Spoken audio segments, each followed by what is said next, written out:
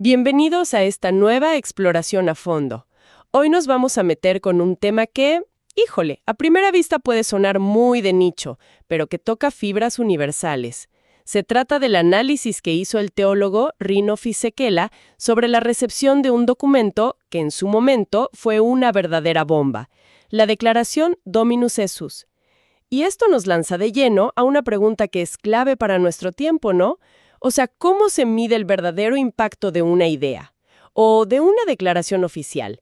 ¿Es por su contenido, por lo que dice en sí mismo, o por todo el tsunami de reacciones, de críticas y hasta rechazos que provoca? Justo esa es la médula del asunto. Nuestra fuente es un ensayo académico de Fisichella, denso pero la verdad fascinante, publicado en la revista Path. Y la misión que tenemos hoy es, desempacar qué significa realmente recibir un texto doctrinal. Porque es un proceso mucho más enredado y revelador de lo que uno cree. No se trata nada más de leer y asentir con la cabeza. Claro. Se trata de cómo toda una comunidad, digiere, debate, a veces hasta se pelea, y finalmente asimila o no una afirmación que considera fundamental para su identidad. Ok, a ver, vamos a entrarle a esto. El análisis arranca con un concepto que la verdad suena bastante denso. La hermenéutica de la recepción. Oye, antes de seguir, ¿podemos traducir eso al español simple? Porque a primera vista parece un término sacado de un examen de doctorado. Jaja, claro. En pocas palabras, es la idea de que el verdadero significado de un texto no está solo en las palabras escritas, Ajá, sino en cómo la gente lo recibe, cómo lo interpreta. ajá. Llevado al extremo, como algunos proponían, esto significaría que si un documento es súper criticado o rechazado, esas críticas se convierten en parte del significado real del texto, como si la reacción del público reescribiera el original. A ver, espérame, eso me parece súper radical. O sea que si publicó un manual para armar una silla y la mayoría lo usa para prender una fogata, el significado real del manual es que sirve para hacer fuego. Suena a que la intención original del autor se pierde por completo. Exactamente. Por eso Fisichella dice que ese enfoque es poco transitable, o sea, un callejón sin salida.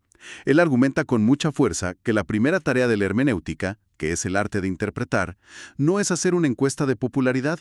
La chamba principal es profundizar en el contenido del texto, en la verdad que propone y, aquí está la clave de todo, en la intención del autor, la intentio autoris.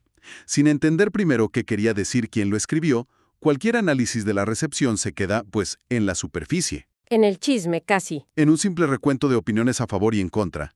Sí.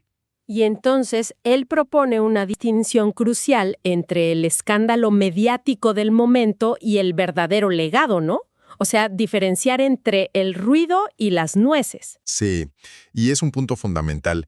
Dice que las reacciones inmediatas, las que llenan los periódicos y los noticieros durante unas semanas, son una cosa. Suelen ser emocionales, a veces poco informadas.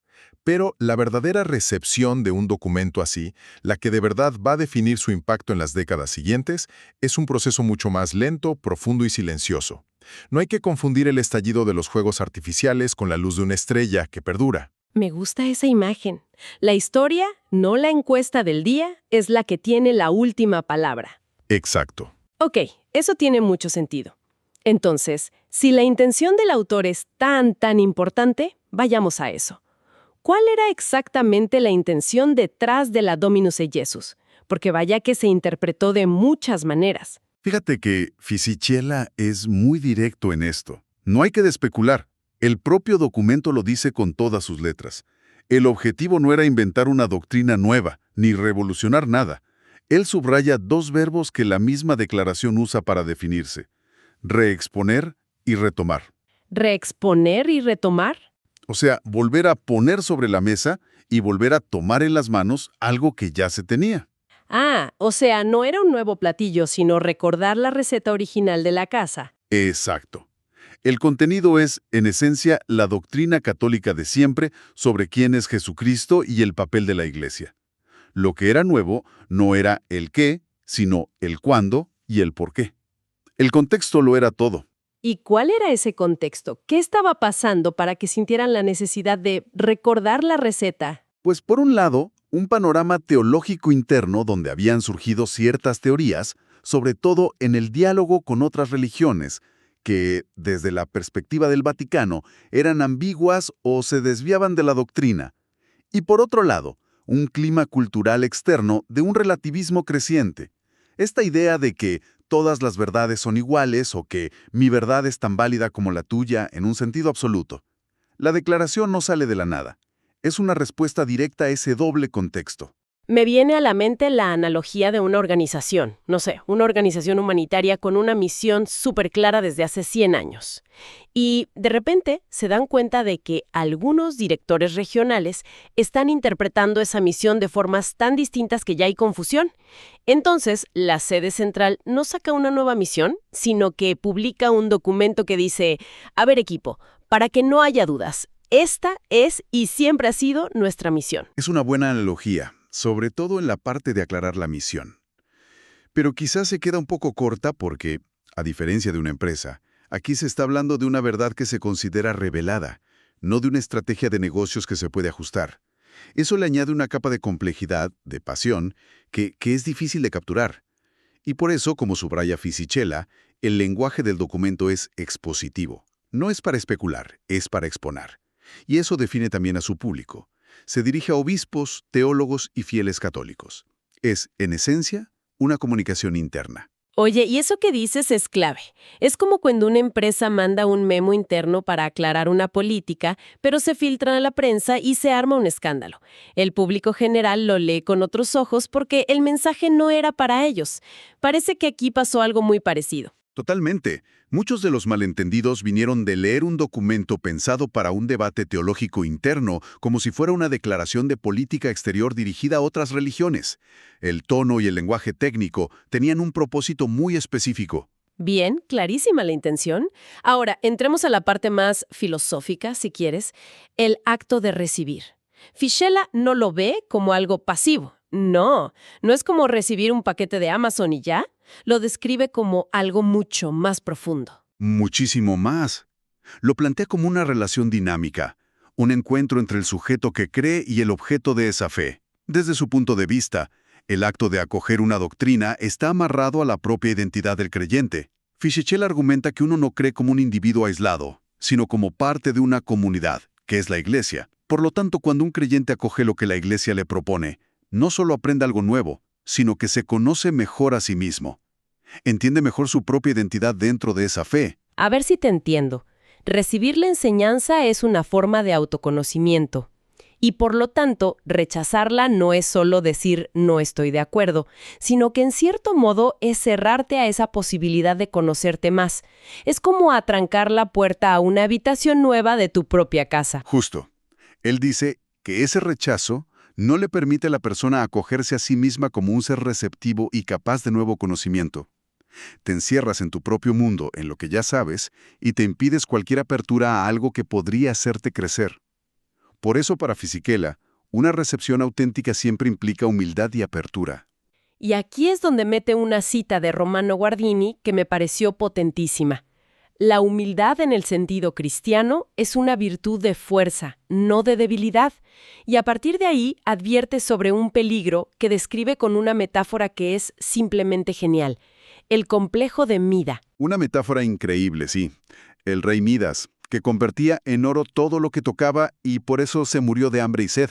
El peligro teológico, dice Fisichella, es querer encontrar únicamente tu propia verdad en todo. Si solo buscas la confirmación de lo que ya piensas, si todo lo que tocas lo quieres convertir en el oro de tu propia opinión, corres el riesgo de una inanición intelectual y espiritual terrible. Fíjate que esa metáfora del complejo de Mida es brutal. Me suena increíblemente actual. Es básicamente la descripción de las burbujas informativas de las redes sociales. Entras a tu feed y el algoritmo solo te da lo que ya te gusta, solo te confirma lo que ya crees. Y al final, como dices, terminas en un ayuno de ideas nuevas. Mueres de hambre intelectual. Es el mismo principio. Con un concepto comunitario, el sensus fidei. Piénsalo como una especie de GPS espiritual o un instinto colectivo que tienen los creyentes en conjunto. La idea de fondo es que el Espíritu Santo no solo guía a individuos aislados, sino a toda la comunidad. Es como un sentido común de la fe. Un GPS. Me gusta esa analogía. O sea que si mi GPS personal me está diciendo que vaya para el norte, pero el de todos los demás en el coche dice que es para el sur, Fisichella diría que, antes de asumir que el mapa está mal, debería revisar si mi propio GPS no necesita una recalibración. ¿Va por ahí? Va exactamente por ahí. El rechazo de un individuo no anula la verdad del contenido, según este argumento, pero sí debería ser una señal de alerta para esa persona, una invitación a preguntarse, ¿por qué estoy tan desalineado de este sentido común de la fe? ¿Qué está interfiriendo? Es un llamado a la autorrevisión, no a la condena. Muy bien, la teoría queda mucho más clara. Pero ahora sí, pasemos a los resultados prácticos.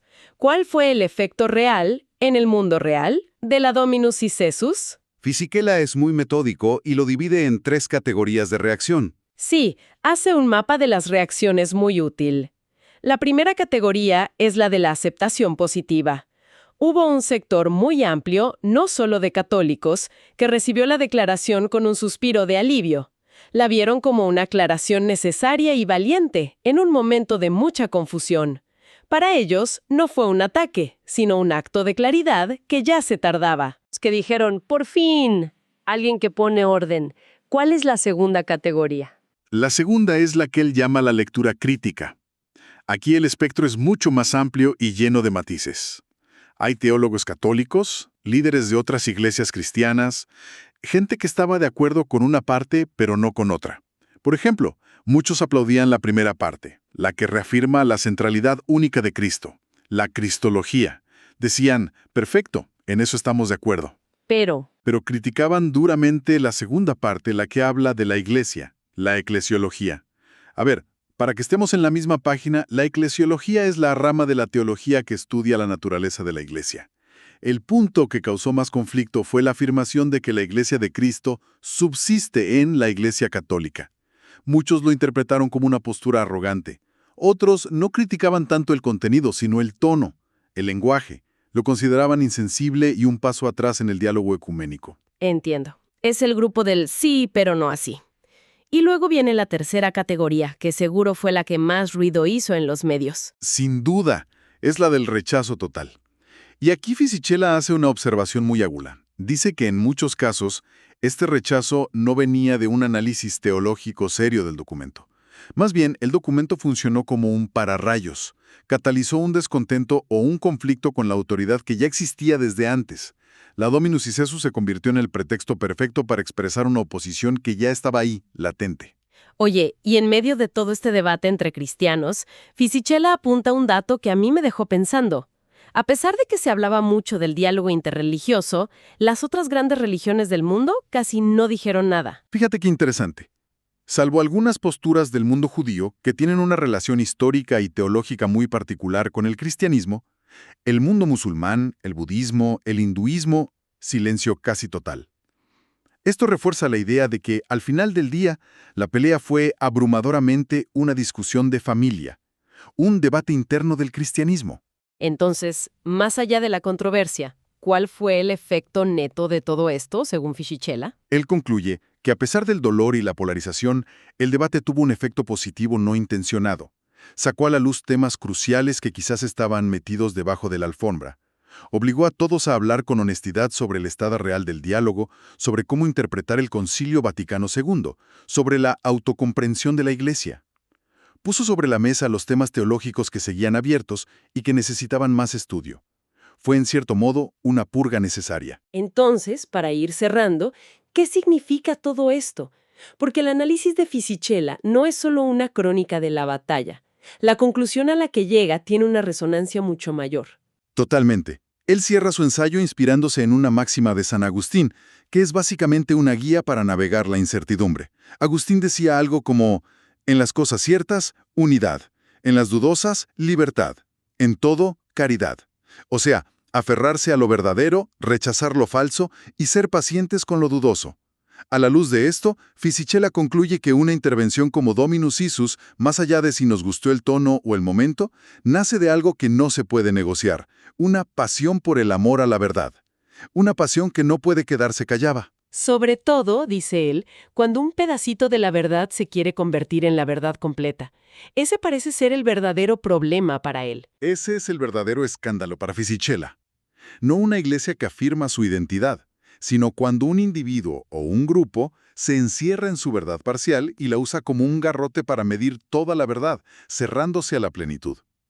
El ensayo termina con un llamado a responder a esa pasión por la verdad con una pasión similar, con un servicio amoroso a la verdad completa, no solo a la parte que nos acomoda. Es una conclusión muy potente. Y nos deja con una reflexión que creo va mucho más allá de este caso. Hay que recordar que este análisis es del año 2002. Han pasado más de 20 años. Sin embargo, el dilema de fondo sobre cómo una comunidad recibe una verdad fundamental en un mundo saturado de opiniones, fragmentado, bueno, ese dilema es más nuestro que nunca. Y no solo en la religión, aplica a cualquier institución, académica, política, incluso familiar. La pregunta que queda flotando en el aire y que el mapa de Fisichella nos ayuda a pensar es: ¿en qué punto una declaración que busca ser una aclaración necesaria se convierte inevitablemente para algunos en un catalizador de división? Y quizá más importante, ¿cómo se navega esa tensión sin renunciar a la verdad que se intenta comunicar? Ahí está el reto.